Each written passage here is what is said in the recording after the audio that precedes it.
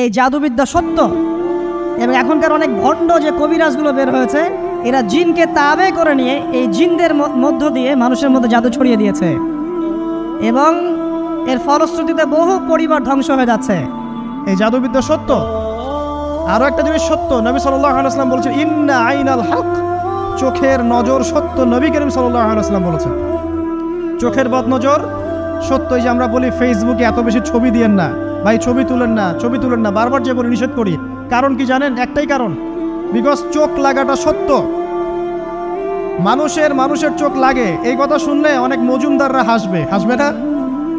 কথা বুঝতে পারেন নাই? কিন্তু এটা সত্য, কারণ নবী করিম সাল্লাল্লাহু আলাইহি ওয়াসাল্লাম যা বলেছেন সাদাকাল্লাহু ওয়া সাদাকা রাসূলুহুল কারীম। নবী যা বলেছেন, আল্লাহ যা বলেছেন চিরায়ত সত্য, এর বাইরে কোনো সত্য আছে? আচ্ছা দেখেন, আমি বললাম যে জাদুবিদ্যা সত্য। এই জাদুবিদ্যার চর্চা মানুষ করে, এখনো করে, এবং এই জাদু দিয়ে মানুষের ক্ষতি করার জন্য জিনের প্রয়োজন হয়, দুষ্ট জিন। এই জিনগুলোকে মানুষ তাবে করে মানুষের ক্ষতি করার চেষ্টা করে। দেখবেন এখন গ্রামে গঞ্জে শহরে সব জায়গায় খুব সতর্ক থাকবেন। আমি পরে সলিউশন বলছি আপনাদেরকে। আরেকটা বলেছি, নবী সাল্লাল্লাহু আলাইহি ওয়াসাল্লাম বলেছেন চোখের বদনজর এমন সত্য যে একটা উটকে এই রান্নার ডেকচির মধ্যে ঢুকাই ফেলতে পারে।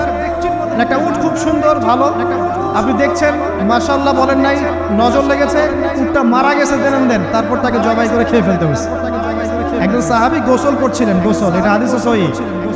আলেম ওলামা যারা আছেন তারা জানেন যে হাদিসে সহিহ।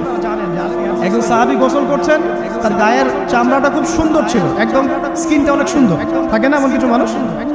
আচ্ছা, এখন আরেকজন সাহাবী এই গোসল দেখছেন দূর থেকে, দেখে বলছেন যে কি চমৎকার তার শরীরের রংটা, যেন কুমারী নারীর মতো, অনেকটা এমন একটা নারীর মতো কথা তিনি বলেছিলেন। সাথে সাথে এই সাহাবী অজ্ঞান হয়ে পড়ে গেছে। কোন সাহাবী? যিনি গোসল করছিলেন। এটার আপনি কোনো ব্যাখ্যা দিতে পারবেন না। তো এখানে কোনো সায়েন্স দিয়ে বা মেডিকেল সায়েন্স দিয়ে আপনি কোনো ব্যাখ্যা করতে পারবেন না। একটা ব্যাখ্যা দিতে পারেন, কিন্তু কেন সেটা হলো সেটা আপনি অ্যান্সার খুঁজে পাবেন না। তো নবী সাল্লাল্লাহু আলাইহি ওয়াসাল্লামের কাছে নিয়ে যাওয়া হলো তাকে। তিনি বললেন যে এই ব্যক্তির ব্যাপারে কি কেউ ভালো মন্দ কিছু বলেছিল? তখন একজন সাহাবী বলেন হ্যাঁ, অমুকে বলেছে এর স্কিনটা অনেক সুন্দর, ওকে ডেকে নিয়ে আসো। ওকে ডেকে আনা হলো। ডেকে আনার পর নবীজি তাকে অনেক শাসালেন, তোমরা তোমাদের ভাইদেরকে কি মেরে ফেলতে চাও? তখন এই সাহাবী তো অবাক, আমি আবার কখন মারতে চাইলাম ইয়া রাসূলুল্লাহ? আমি তো মারতে চাই নাই, আমি তো খালি বলেছি যে তার গায়ের রংটা অনেক সুন্দর। তখন তিনি বললেন কেন তুমি সুবহানাল্লাহ বললে না, কেন তুমি মাশাআল্লাহ বললে না? যখন মাশাআল্লাহ বলবেন, সুবহানাল্লাহ বলবেন, নজরটা লাগবে না। আর যখন আপনি মাশাআল্লাহ বলবেন না, সুবহানাল্লাহ বলবেন না, দেখবেন নজর লেগে গেছে। আপনি বিশ্বাস করেন ব্যবসা খুব ভালো চলছে, মানুষ বললো যে বাহ তোর তো ব্যবসা হেভি, লালে লাল শাহজালাল, ঠিক আছে, দেখবেন আপনার কেনা বেচা বন্ধ হয়ে গেছে। এরকম হবে, আমার কথাটা বিশ্বাস করেন। এটা কিন্তু সায়েন্স প্রমাণ করতে পারবে না, আল্লাহ এবং তার রাসূল বলেছেন, তার উপরে কোনো সত্য নেই। আছে সূরা কাহফ 29 নম্বর আয়াত পড়ে দেখেন, আল্লাহ পাক বলছেন ওয়াকুলিল হাক্কু মির রাব্বিকুম, সত্য সেটাই যা তোমার রবের পক্ষ থেকে আসে। ফামান শাআ ফালইউমিন, যার ইচ্ছা হয় বিশ্বাস করুক, ওয়ামান শাআ ফালইয়াকফুর, যার ইচ্ছা হয় সে অস্বীকার করুক। এই কারণে আমরা বলি ফেসবুকে এত বেশি ছবি দেওয়া, এই আই ওয়াশ করা, এই যে শো ডাউন করা, হ্যাঁ ইসলামের কিছু কাজ করলেন একদম মানুষকে না দেখাইতে পারলে ঘুম হচ্ছে না, এগুলো বন্ধ করেন, এগুলো বন্ধ করে দেন আল্লাহর ওয়াস্তে। অফলাইনে কাজ করেন, নিজেকে গোপন করার চেষ্টা করেন। যত বেশি মানুষের কাছে নিজেকে এক্সপোজ করবেন, কাজের বরকত কমে যাবে, চোখ লাগবে, নজর লাগবে। এবং চোখ লাগা বদ নজরে বহু আলেম আস্তে আস্তে মাঠ থেকে মাইনাস হয়ে গেছে না? যায় নাই? এখন কি আলেমদের সংখ্যা বেশি না কম? যত দিন যাবে আলেমের সংখ্যা আরো কমে যাবে। নবীজি বলেছেন আলেমদের সংখ্যা কমতে থাকবে, মানুষ জাহেলদেরকে আলেম বানিয়ে নেবে। তো প্রিয় ভাইরা, জাদুবিদ্যা সত্য, চোখের বদনজর সত্য, রাতের এই অনিষ্টগুলো সত্য, রাতের বেলা অনেক ক্ষতি আছে।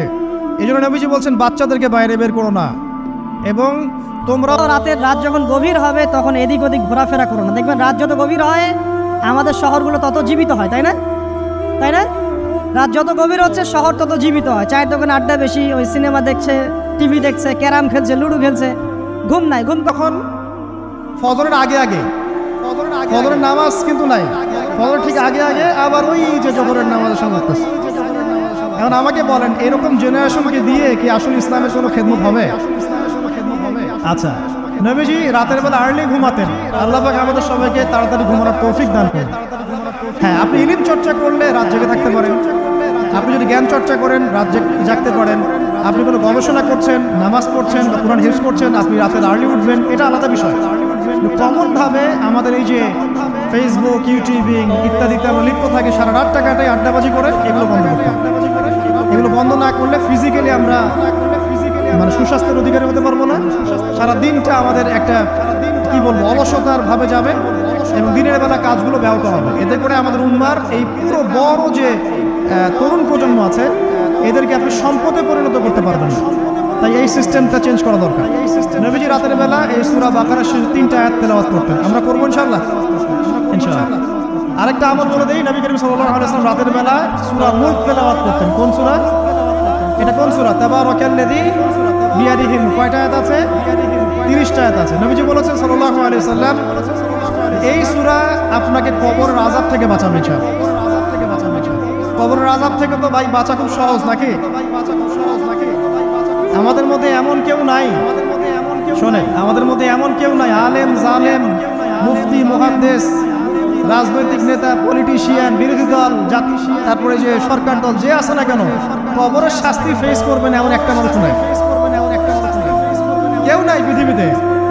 এই যে আপনি দেখছেন ওই যে কি ইসরায়েলের প্রধানমন্ত্রী, ওই রাশিয়ার প্রধানমন্ত্রী, চায়নার সভ্যতা, পশ্চিমা সভ্যতা, এমন কেউ নাই পৃথিবীতে এখন যাকে কবরের শাস্তি ভোগ করতে হবে না। আছে? সবচেয়ে লঘু শাস্তি, লঘু চাপ, এটা বলতে গেলে আসলে আমি ভাষা হারাই ফেলি। তারপরে বলছি আল্লাহ পাক আমাদের সবাইকে হেফাজত করুন, আমিন। একজন সাহাবীর নাম সাদ বিন মুয়াজ। কি নাম?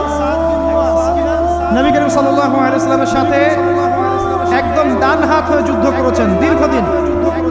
বদর তিনি বীর সেনা, উহুদের বীর সেনা, ঠিক আছে। খন্দকের যুদ্ধেও বীর বিক্রমে যুদ্ধ করেছেন। তিনি আনসার সাহাবী, একদম মদিনার নেতা সাহাবী। সব সাহাবী কিন্তু একরকম নন, কেউ ছিলেন নেতৃস্থানীয় সাহাবী, তিনি ছিলেন একজন নেতৃস্থানীয় সাহাবী, ঠিক আছে। সাদ বিন মুয়াজ, নবী করিম সাল্লাল্লাহু আলাইহি ওয়াসাল্লাম এত ভালোবাসতেন তাকে, এত ভালোবাসতেন যে তাকে নিজের মনে করতেন যে সাদ বিন মুয়াজ আনসাররা আমার নিজের। চারটাখানি কথা। এই সাহাবীর খন্দকের যুদ্ধে এই যে হাতের এই দিকে সম্ভবত হাতের এই রগের মধ্যে একটা তীর এসে লাগে এখানে, এবং তীরটা তিনি বের করতে গিয়ে রক্তটা ছিঁড়ে যায়। এরপর ফিনকি দিয়ে রক্ত বের হওয়া শুরু হয়। চিকিৎসা করে রক্ত বন্ধ করা যায় নাই এবং এই রক্তের প্রবাহিত রক্তেই আল্লাহর ইচ্ছায় তিনি শাহাদাত বরণ করেন, তিনি ইন্তেকাল করেন। নবী করিম সাল্লাল্লাহু আলাইহি ওয়াসাল্লাম প্রচণ্ড ব্যথিত হন, মানে মনটা তার খুব নরম হয়ে যায় সাদ বিন মুয়াজ রাদিয়াল্লাহু আনহুর জন্য। তো এই সাহাবীর যখন জানাজার নামাজ পড়ানো হচ্ছে, নবীজি বলছেন 70,000 ফেরেশতা তার নামাজে অংশ নিয়েছে। এই সাহাবীকে যখন কবরে শোয়ানো হয়েছে, নবী করিম সাল্লাল্লাহু আলাইহি ওয়াসাল্লাম পরে জানিয়েছেন কবরের যে মৃদু চাপ, সাদ বিন মুয়াজ রাদিয়াল্লাহু আনহুর কবরেও সেই মৃদু চাপ দেওয়া হয়েছে। আমি কি বুঝাতে পারলাম ভাই? আমাদের কোনো দাম আছে এখন? এখনকার পলিটিশিয়ানদের কোনো দাম আছে? এখনকার সমাজ নেতার কোনো দাম আছে? এখনকার সুদখোরদের কোনো দাম আছে?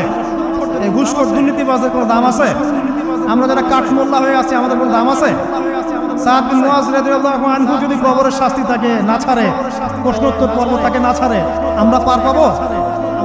নবী করিম সাল্লাল্লাহু আলাইহি ওয়াসাল্লাম বলছেন সূরা মুলক তেলাওয়াত করো রাতের বেলা, ইনশাআল্লাহ সূরা মুলকের তেলাওয়াত কবরের আযাব থেকে তোমাকে বাঁচাবে। আর আমাদের তো ভাই কবরে সবাই সাথে যাবে না, গার্লফ্রেন্ড যাবে না, বাপ মা ভাই বোন সবাই যাবে না। একজন ব্যক্তি সুদ খাচ্ছে, জিজ্ঞাসা করে দেখেন কেন খায়, বলবে তার সন্তানের জন্য খায়, তার বউয়ের জন্য খায়, তার বাবাকে দেখতে হবে তাই খায়, তাই না? একজন ব্যক্তি ঘুষ খায়, বলবে আমার পরিবারের জন্য খাই। একজন দুর্নীতি করছে, পুকুর চুরি করছে, বলবে দুর্নীতি করছে আমার পরিবারের জন্য খাই, পরিবার ভালো থাকবে। সবার একই এক্সকিউজ যে পরিবার যেন ভালো থাকে, আমার সন্তানরা যেন ভালো থাকে, আগামী প্রজন্মের জন্য কিছু রেখে যেতে পারি, তাই না? এরকম একটা মানুষও কি আপনার সাথে কবরে যাবে? আরে এই বোকা মানুষ কেন বোঝে না যে আপনার কবরে আপনাকেই যেতে হবে? তাহলে আপনি কি কারণে, অন্যের কারণে নিজের পরকাল নষ্ট করছেন? অন্যের সুখের জন্য আপনি আপনার পরকাল নষ্ট করছেন। সুদ খাচ্ছেন, দিব্যি মায়ের সাথে জেনা করছেন। আপনাদের এলাকায় নাকি সুদের সমস্যা অনেক বেশি। কয়েকটা হাদিস বলে দেই, আমি ওদেরকে আক্রমণ করতে আসি নাই, আমি শুধু তাদের তাদেরকে 3টা হাদিস শোনাতে এসেছে। 1 নম্বর হাদিস শোনেন। আল্লাহর নবী মুহাম্মদ সাল্লাল্লাহু আলাইহি ওয়াসাল্লাম বলেছেন, সুদের পাপের 73টা শাখা আছে। কয়টা? কোন হাদিসে 70টাও আছে, কোন হাদিসে 73টা আছে। বলছেন যে সবচেয়ে নিচের শাখাটা হচ্ছে, সুদের পাপের সবচেয়ে নিচের শাখা হচ্ছে যে যেন কোনো ব্যক্তি তার মাকে রেপ করলো, তার মাকে ধর্ষণ করলো। 1 দিরহাম যে ব্যক্তি সুদ খায়, সহিহ বুখারীতে আরেকটা হাদিস এসেছে, সে যেন 36টা মেয়েকে ধর্ষণ করলো। আর আমি একটা কথা বানায় বলছি না, যদি বিশ্বাস না হয় কওমি মাদ্রাসা আছে, আলেম ওলামা আছে, গিয়ে বুখারী খুলতে বলেন, পড়তে বলেন। তাহলে একবার পড়তে বলেন, দেখেন যদি না থাকে তাহলে আমাকে এসে থাপ্পড় দিয়ে দেয়। না থাকে হাদিস এটা, তাহলে আমার গালে একটা থাপ্পড় দিয়ে যায়। আর যদি থাকে তাহলে আল্লাহর রাস্তায় সুদ খাওয়া ছেড়ে দেয়। কোনটা করবেন? চ্যালেঞ্জ করবেন? নবীজি বলেছেন, একটা দিরহাম যে ব্যক্তি সুদ খায়, দিরহাম মানে কি? রৌপ্য মুদ্রা।